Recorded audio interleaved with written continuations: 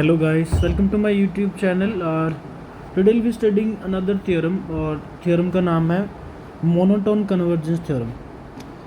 ये आपने ना डिफरेंट कॉन्टेक्स्ट में सुना होगा, डिफरेंट कॉन्टेक्स्ट में सुना होगा। मेशियर थ्योरी में भी इसका यूज़ होता है। एक अलग अलग तरीके की मोनोटोन कन्वर्जेंस थ्योरम होती है। बेसिकली इसका सेंस ये है कि अगर एक सीक्वेंस मोनोटोनिक है, ठीक है, और अगर वो बाउंडेड है तो वो डेफिनेटली कन्वर्ज करेगी। तो लिखते हैं monotone convergence theorem. Let's see, देखते हैं जी। एवरी मोनोटोनिक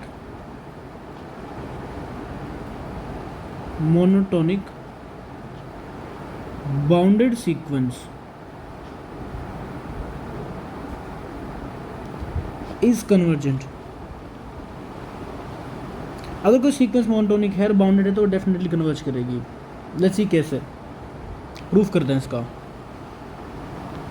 सी, अभी मैं कुछ चीज़ों को बहुत लाइटली पढ़ा रहा हूँ क्योंकि ना बेसिक टर्मिनोलॉजीज हैं, तो यहाँ से ऐसे खतरनाक क्वेश्चंस नहीं बनते हैं, एकदम से क्वेश्चंस नहीं बनते हैं। जहाँ से जो एक्चुअल में मुद्दे की बात आएगी ना सीक्वेंसेस में, आई लेट यू नो कि यहाँ से सीरियस हो जाओ और ये टेक्निक्स आपको आनी ही चाहिए, ठीक। तो वो वेट करना उस चीज़ का। तो अभी तक बस मस्ती से पढ़ना है, समझना है क्या चल रहा है। मोनोटोनिक सीक्वेंस अगर बाउंडेड हुई तो कन्वर्ज करेगी। चलो जी, अगर सीक्वेंस बाउंडेड है ना, let A and B monotonically increasing and bounded. अब डिक्रीजिंग के लिए भी सिमिलरली प्रूव कर सकते हो, तो मैंने without loss of generality increasing ले लिया, ठीक है जी। Since a N is bounded, that implies a n has a limit point. क्यों? ये कहती है मैं बोल्जानो वाइस्ट्रास थ्योरम या प्रॉपर्टी, राइट। बढ़िया बात है। अब उसके पास जो लिमिट पॉइंट है, से L is limit point, L is a limit point, ठीक है। बढ़िया बात। अब मुझे क्लेम ये करना है कि ये सीक्वेंस कन्वर्ज करेगी।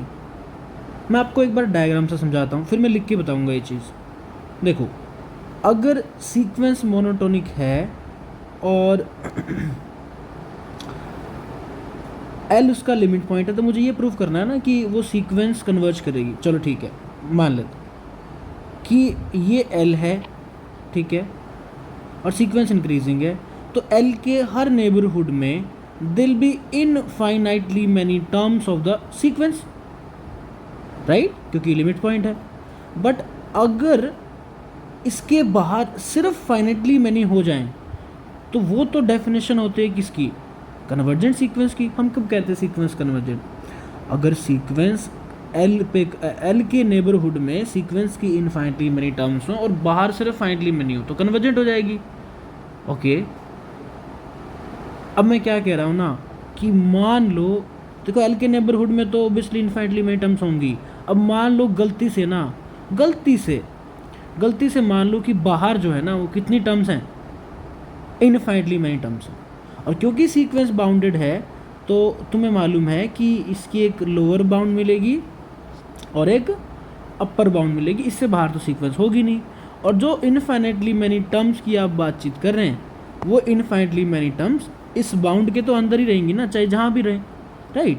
अच्छा, एक बात बताओ, ये जो बाहर इस नेबरहुड के बाहर जो इनफाइनाइटली मैनी टर्म्स हैं, इन टर्म्स से एक सबसीक्वेंस भी तो बना सकते हैं हम लोग। एक सबसीक्वेंस बना सकते हैं इन ब्लू वाली टर्म से, और उस ब्लू वाली टर्म से अगर सबसीक्वेंस बनाएंगे तो वो भी क्या होगी? बाउंडेड सीक्वेंस होगी। उसके पास भी लिमिट पॉइंट होगा। ओके, उसके पास जो लिमिट पॉइंट होगा ना, उसको मान लेते हैं L1। अब यहाँ गड़बड़ हो जाएगी कि अगर मैं बात करूँ, ध्यान से देखूँ, L1 के लिए और L के लिए मैं दो डिस्जेंट नेबरहुड बना पाऊँगा। और क्योंकि सीक्वेंस मोनोटोनिक है तो ऐसा नहीं हो सकता कि इस नेबरहुड में भी इनफाइनाइट टर्म्स हों और इसमें भी इनफाइनाइट टर्म्स हों। गड़बड़ हो जाएगी ये चीज़, क्योंकि अगर एक टर्म यहाँ आई फिर एक टर्म यहाँ आएगी तो उसको वापस भी, क्योंकि फाइनाइटली मैनी टर्म्स तो नहीं है, इन्फाइनाइटली मैनी है, तो यहाँ भी आना पड़ेगा, तो ये सीक्वेंस मोनोटोनिक नहीं रहेगी। यही आइडिया है, ठीक है।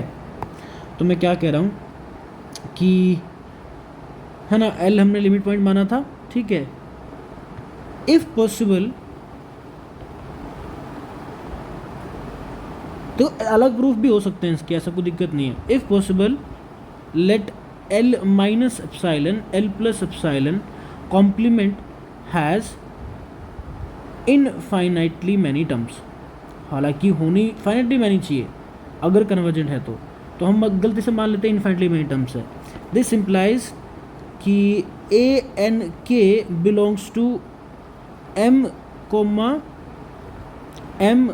Coma L minus epsilon union L plus epsilon comma M, ठीक है, बढ़िया बात है ये तो। दिस इम्प्लाइज कि A N k for infinitely many k, for infinitely many case, this implies a N k is bounded. This implies a N k has a limit point, say L1. This implies कि अगर मैं epsilon ले लूँ, क्या मैं epsilon क्या लेता हूँ, एप्साइलन लेना है क्या, नहीं एप्साइलन नहीं, अगर मैं मान लेता हूँ d डिस्टेंस मान लेता हूँ L1 और L के बीच, दिस इम्प्लाइज कि L1 minus D by two, L1 plus D by two, है ना, has infinitely many terms. Similarly, L minus d by 2, L plus d by 2 has infinitely many terms, but this is a contradiction. Contradiction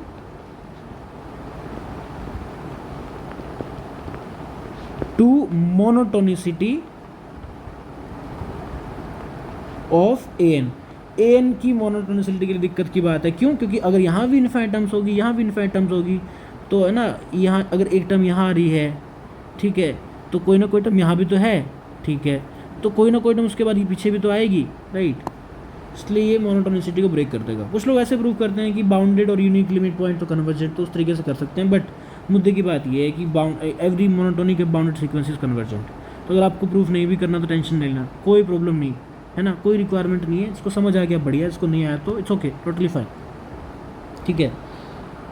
आगे चलते हैं और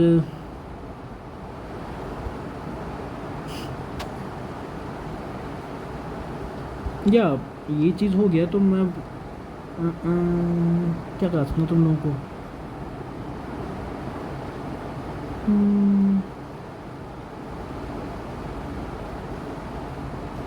मैं देख लेता हूँ, ठीक है। चले, इसमें से तो मेरे को कुछ बचा नहीं है, एक्स्ट्रा चीज़ें हैं, वो सब कराने की रिक्वायरमेंट है नहीं, तो ये देख लेते हैं। देखो इस थ्योरम में बस ये स्टेटमेंट इंपॉर्टेंट है, दैट्स इट, क्योंकि इसका यूज़ करूँगा मैं, प्रूफ नहीं यूज़ करने वाला, और कहीं भी यूज़ नहीं होगा। एक बार रुकना,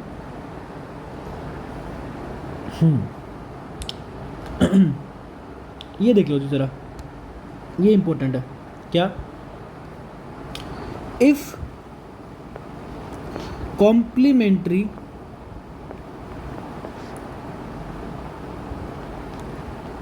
pair of subsequence converges to same limit, then sequence also converges to that limit। Complementary subsequence कैसे बताई थी मैंने, इवन वाली, ओड वाली, या फिर दो टुकड़ों में तोड़ना सीक्वेंस को, उसी को बोलते हैं कॉम्प्लीमेंट्री, राइट। अगर कॉम्प्लीमेंट्री सीक्वेंस कन्वर्ज करती हैं अलग अलग, तो फिर सीक्वेंस भी करेगी। And proof is straight forward, तो मैं ज़्यादा परेशान करूँगा नहीं। क्या, अगर मान लो ए एन के कन्वर्ज कर रहा है एल पे and A M K converge कर रहा है एल पे, जहाँ पे A N K and A M K are complementary pair of sequence sub sequence. तो इसका मतलब ये होगा कि ए एन के बिलोंग करेगा L minus epsilon L plus epsilon में फॉर ऑल के greater than equal to N one. और है ना, यहाँ से ऐसा होगा एंड ए एम के भी बिलोंग करेगा L minus epsilon L plus epsilon में फॉर ऑल के greater than equal to n two. इसका मतलब ये होगा कि ए एन बिलोंग करेगा L minus epsilon L plus epsilon में for all n greater than equal to maximum of n one comma n two. क्योंकि तुम्हें मालूम है कि जो सीक्वेंस है भाई मिलके तो इनसे ही बनी है। तो अगर ये सिर्फ फाइनली मनी टर्म छोड़ रहा है से एन वन और ये सिर्फ फाइनली मनी टर्म छोड़ रहा है एन टू, तो इनके मैक्सिमम को छोड़ के बाकी सब कुछ तो इसके अंदर ही है। और अगर अंदर है इसका मतलब ये हुआ कि सीक्वेंस कन्वर्जेंट होगी। A N converges to L. देखो ना भैया, एक सिंपल सी बात है, कॉम्प्लीमेंट्री पेयर ऑफ सब सीक्वेंस बनाया तुमने। अब तुम्हें पता है कि वो इवन वाली भी एक की तरफ उसी तरफ जा रही है, ओड वाली भी उसी तरफ जा रही है, तो सीक्वेंस भी तो उसी तरफ जाएगी। दैट्स इट, ये इसका इंट्यूशन है, उससे ज़्यादा कुछ है नहीं। तो बिना मतलब के है ना सरदर्द बनाओ मत रिजल्ट्स को। आगे चलते हैं और सिंपल सी चीज़ें कुछ करते हैं। एक एग्जाम्पल कर लेते हैं, बहुत ही बढ़िया एग्जाम्पल करते हैं, देखना ज़रा।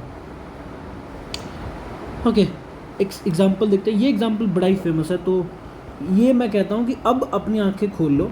जो मैंने बोला था ना कि लेट यू नो कुछ इंपॉर्टेंट चीज़ें आएंगी, तो ये जो मैं एग्जाम्पल करा रहा हूँ ये बहुत इंपॉर्टेंट है। इसके बाद जो सब्सिक्वेंट एग्जाम्पल कराऊंगा वो भी बहुत इंपॉर्टेंट है, ठीक है। तो चलो एक बार ये एग्जाम्पल देखो, इसके नेक्स्ट वीडियो में मैं तुम्हें एक जनरल केस कराऊंगा उसके बाद, लेकिन उससे पहले ये देखो ज़रा। अगर एक सीक्वेंस डिफाइन करते हैं a n plus two equals to a n plus one plus a n upon two, a one comma a two belongs to R, कोई भी रियल नंबर है तो ए वन ए टू। इस sequence के बारे में क्या ख्याल है? ख्याल क्या होना देखना पड़ेगा। चलो देखते हैं। अगर ये ए वन है और ये ए टू है, ये बेसिकली ये ए एन प्लस टू पता क्या लिखा हुआ है, प्रीवियस दो टर्म्स का मीन लिखा हुआ है कि नहीं। मीन मतलब मिड पॉइंट है इस केस में, तो टू से डिवाइड किया गया। तो ए थ्री कहाँ आएगा? ए थ्री आएगा ए वन और ए टू के बीच में। ए फोर कहाँ आएगा? वो ए थ्री और ए टू के बीच में। ए फाइव कहाँ आएगा? वो ए थ्री और ए फोर के बीच में। ए सिक्स इन दोनों के बीच में। ए सेवन फिर इन दोनों के बीच में। समझ आ रही है बात? That's it. अब क्या करें? अब लिख तो दिए, लेकिन एक चीज़ अच्छी सी ऑब्जर्व करने वाली ये है अपने लिए कि अगर मैं ध्यान से देखूं, पहली टर्म ओड वन, फिर दूसरी वाली ओड थ्री, फिर तीसरी ओड फाइव, फिर ए सेवन। ये तो बढ़ते ही जा रही है ना, ये क्या है? इंक्रीजिंग है। और उस तरफ देखोगे इसको ए टू को, a two decreases to a four to a six, फिर आएगा ए eight.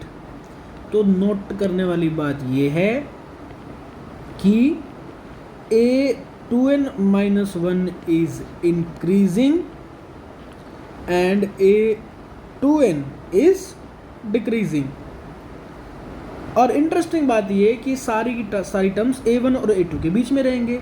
Also A N is in between A one to A two.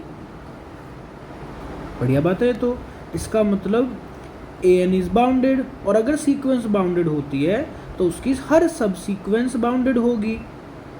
बढ़िया बात है। This implies A two N is bounded. दोनों के दोनों बाउंडेड, दोनों के दोनों मोनोटोनिक हैं और बाउंडेड भी हैं। इसका मतलब a two n minus one and a two n both converges. क्यों?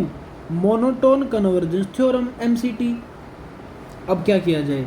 मान लेते हैं कि a two n minus one तो जा रहा है L1 पे एंड ए टू एन जा रहा है L2 पे। कन्वर्ज कर रही है ना। तो ज़रा देखना, नाउ जो हमें रिलेशन दिया था वो था a n plus two equals to a n plus one plus a n upon two. अब मेरी हिदायत तुम्हें ये यहाँ रहेगी हर क्वेश्चन में। देखो, अगर आपको ओड और इवन का कुछ पता है ना, और आपको सीक्वेंस में ऐसा कुछ दे नहीं रखा, तो आपको इंडेक्सेस से प्ले करना पड़ेगा, आपको n की जगह 2n रखना पड़ेगा, तो आपको वहाँ से मिलेगा ये चीज़। बात समझ में आई? ये इवन वाली बन गई, ये ओड वाली बन गई, ये इवन वाली बन गई। इवन वाली कहाँ जाती है? L2 को। ओड वाली कहाँ जाती है? L1 को। फिर ये L2 को डिवाइड में 2। इसको सोल्व करने से मिलेगा कि L1 इक्वल टू L2।